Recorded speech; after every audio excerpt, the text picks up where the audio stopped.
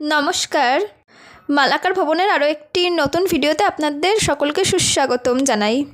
23শে অগ্রহায়ণ 1432 বুধবার 10th December 2025 আমার মামার জন্মদিন উপলক্ষে আমরা সবাই কচুয়াতে লোকনাথ বাবার জন্মস্থানের মন্দিরে পুজো দিতে গিয়েছিলাম। তো সেই জন্যই সেই দিন সকালবেলা স্নান করে তাড়াতাড়ি বেরিয়ে পড়েছিলাম।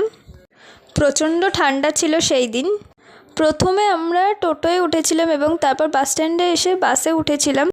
বাসের গ্যারেজ থেকে বাসে ওঠার জন্য বাসটা পুরোই ফাঁকা ছিল, আর বাসটা আমাদের নিয়েই বৌনি শুরু করে তার গন্তব্যের যাত্রা শুরু করলো। এই যে আমার মামা, আজকের বার্থডে বয়। তারপরে আমরা সবাই বিধাননগর স্টেশন থেকে ট্রেনে উঠে পড়লাম। এইখানে আমি, মা, ভাই আর দিদুন, মামা, মামি, আমার ছোট্ট বোন, আমার আরেক দাদু দিদুন অর্থাৎ মামির মা বাবা এবং মামির দিদি মানে আমার মাসি এবং তার মেয়ে, আমার আরেক বোন, আমরা সবাই কচুয়ার উদ্দেশ্যে রওনা দিলাম।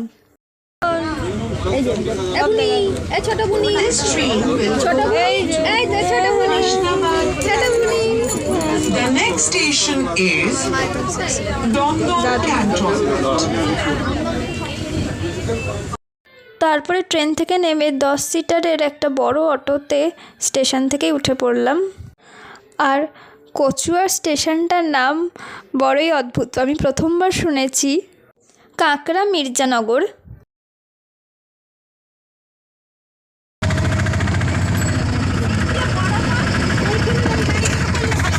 আর আপনারা কারা কারা কচুয়া গিয়েছেন তা অবশ্যই কমেন্ট করে জানাবেন।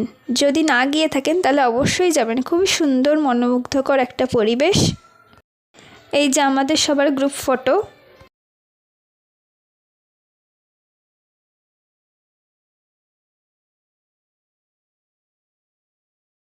তো আমরা এবার চলে এলাম লোকনাথ বাবার জন্মস্থান পূর্ণতীর্থ কচুয়াধাম। এই যে এখানে একটা পুকুর আছে।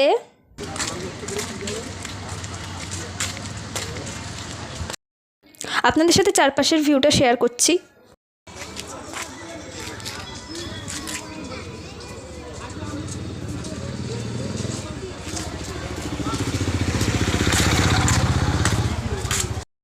এখানে পুষ্পান্ন বলে যে লেখা রয়েছে, আমি প্রথমে বুঝতে পারিনি পুষ্পান্নটা আবার কি, কিন্তু পরে দেখলাম ফ্রাইড রাইসকে পুষ্পান্ন বলা হয়। আমি ফ্রাইড রাইসের বাংলা মানে যে পুষ্পান্ন হয় সেটা জানতামই না, এই প্রথমবার এখান থেকে জানতে পারলাম।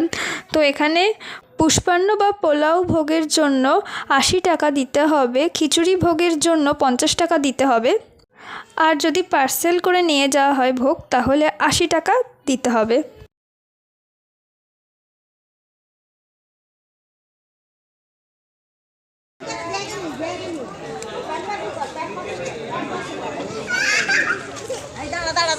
দাঁড়া কোথায় করবো দাঁড়া হ্যাঁ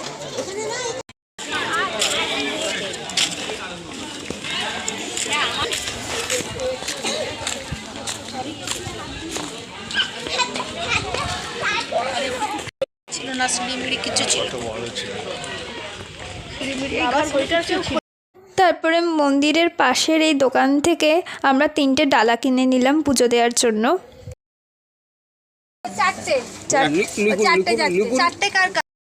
তারপর কিছু ছবিও তুলে নিলাম।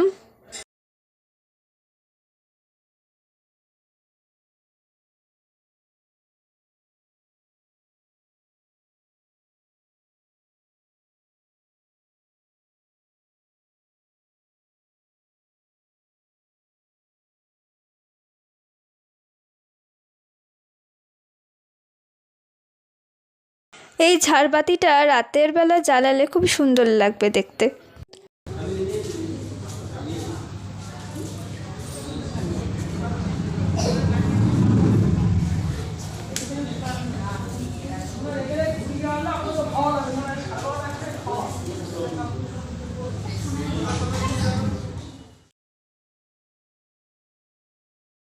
জয় লোকনাথ বাবার জয়।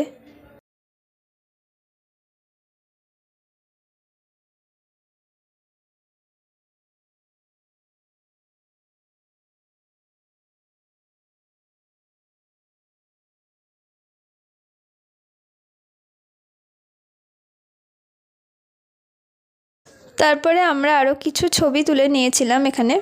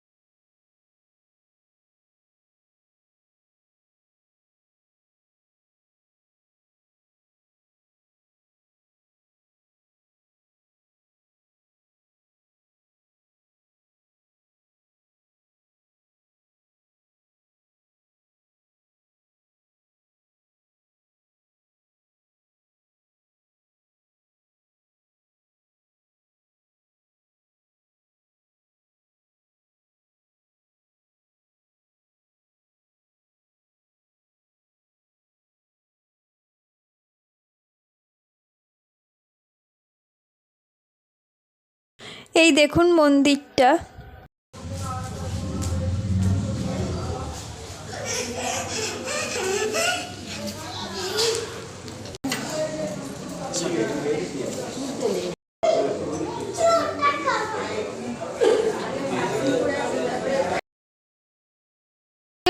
এখানে প্রচণ্ড রোদ উঠেছিল, তাই জন্য ঠিকঠাকভাবে ভিডিও বা ছবি বাইরের দিকে ভালো আসেনি।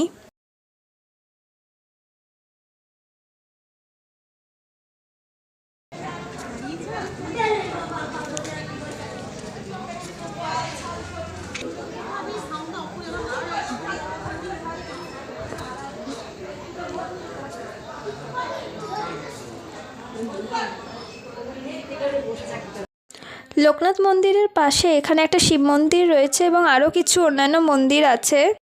জয় মহাদেবের জয়।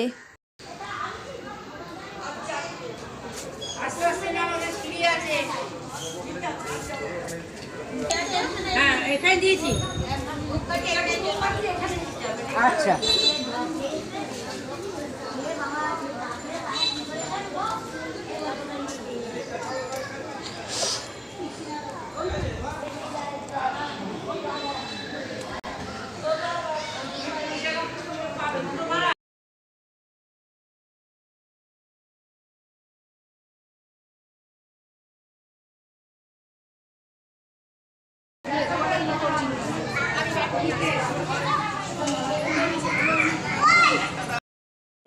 এই যে লোকনাথ বাবার পুজো হচ্ছে এখন।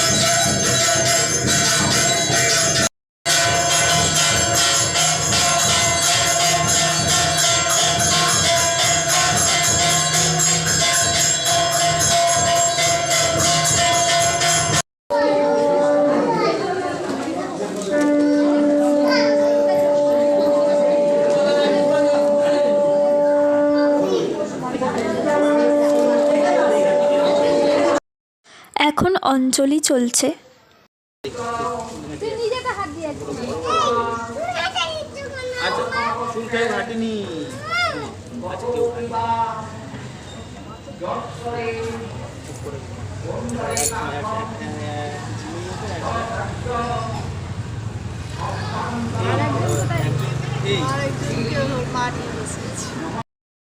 তারপরে আমরা মন্দিরের আশেপাশের পরিবেশটা ভ্রমণের জন্য বেরিয়ে পড়লাম।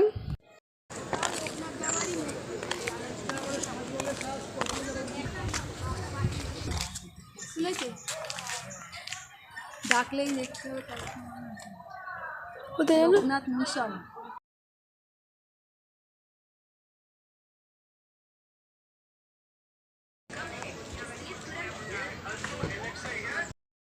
আমার মা প্রথমে ভেবেছিল যে কচুয়া তো একটু গ্রাম সাইডে, তো এখানে পাকা রাস্তার পাশাপাশি হয়তো মাটির রাস্তাও থাকতে পারে, কিন্তু আমরা এখানে এসে দেখি লাল হলুদ রঙের ইট দিয়ে বাঁধানো রাস্তা রয়েছে। খুব সুন্দর লাগলো এই জিনিসটা দেখে, মন্দিরের চারপাশের রাস্তাটা।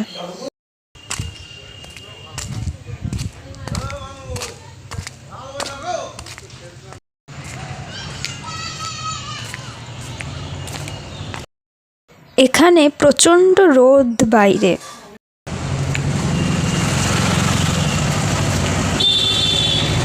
এই যে এখানে একটা রাধাকৃষ্ণ মঠ আছে।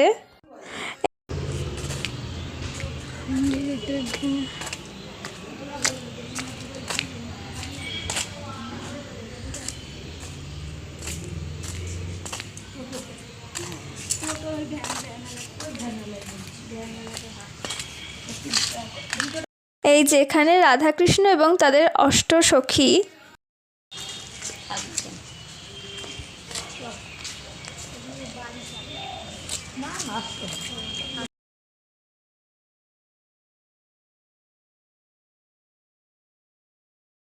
রাধাকৃষ্ণ মঠের এইখানেও একটা পুকুর রয়েছে, আর এই পুকুরে অনেক মাছও রয়েছে।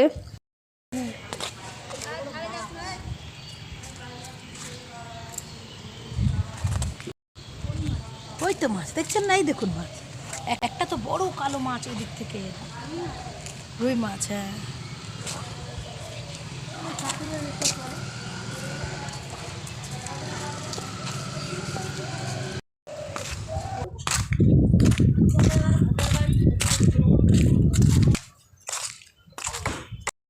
এখানে একটা বিদ্যালয়ও রয়েছে।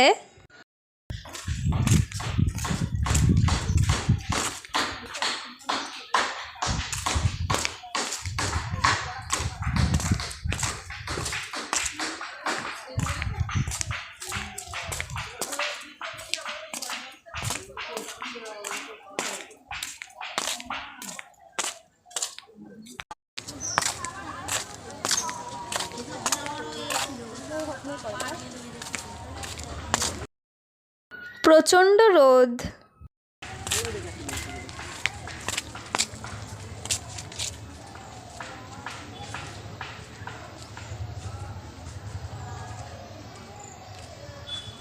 এগুলো কি গাছ আপনারা কি তা জানেন? জানলে অবশ্যই কমেন্ট করে জানাবেন।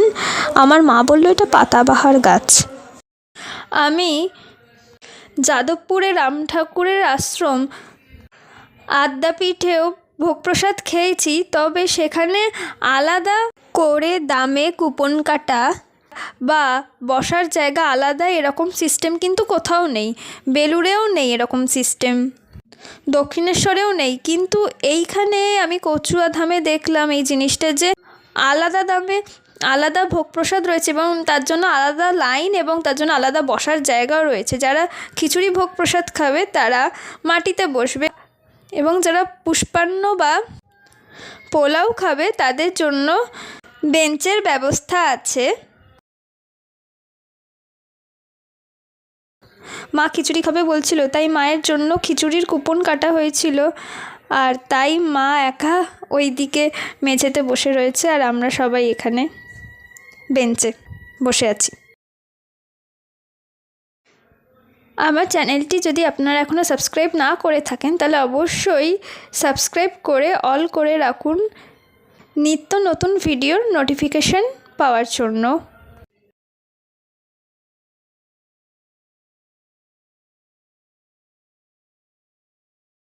তো প্রথমেই পাতে পড়ে গেল ধোঁয়া ওঠা গরম গরম খিচুড়ি। এই খিচুড়ির মধ্যে কি কি না ছিল।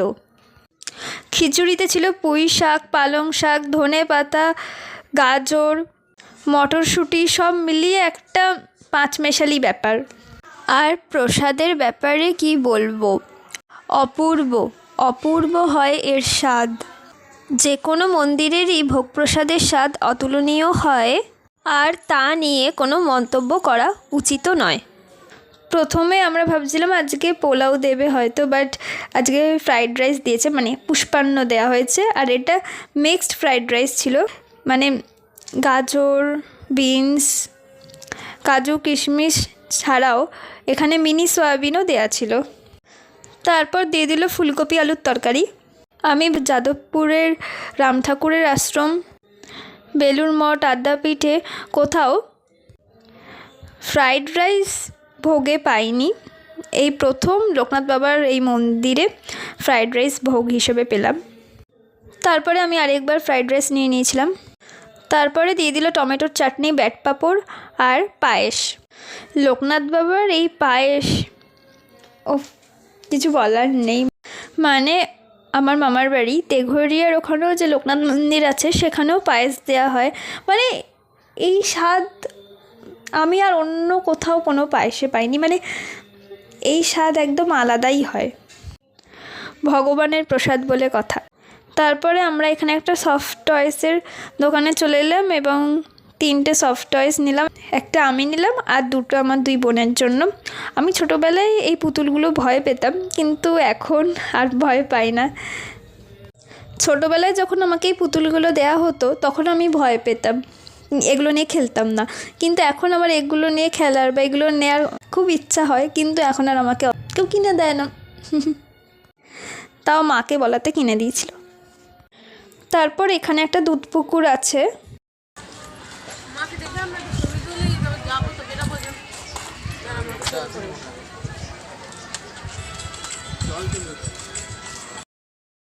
তারপরে আমরা স্টেশনে যাওয়ার জন্য টোটোতে উঠে পড়লাম। আর পার্সেলের ভোগ প্রসাদে দেওয়া হয়েছিল মিক্সড ফ্রাইড রাইস, মানে পুষ্পান্ন, আলু ফুলকপির তরকারি আর পায়েস।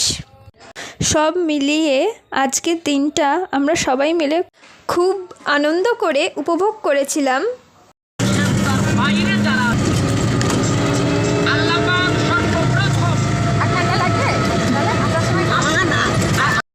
তারপর এখানে ট্রেন লাইন পার করে ওপারে যেতে হয়েছিল স্টেশনে। আমার এবং আমার ভাইয়ের হয়তো এটাই প্রথমবার রেল লাইন পার করে এক পার থেকে আরেক পারে যাওয়ার।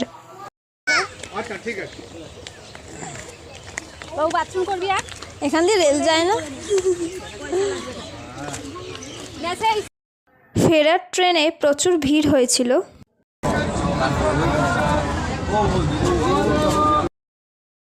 এই যে পুজোর ডালার প্রসাদ।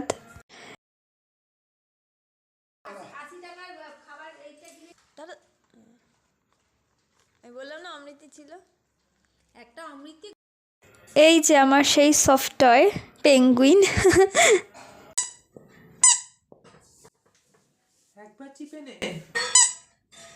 সম্পূর্ণ ভিডিওটি দেখার জন্য ধন্যবাদ।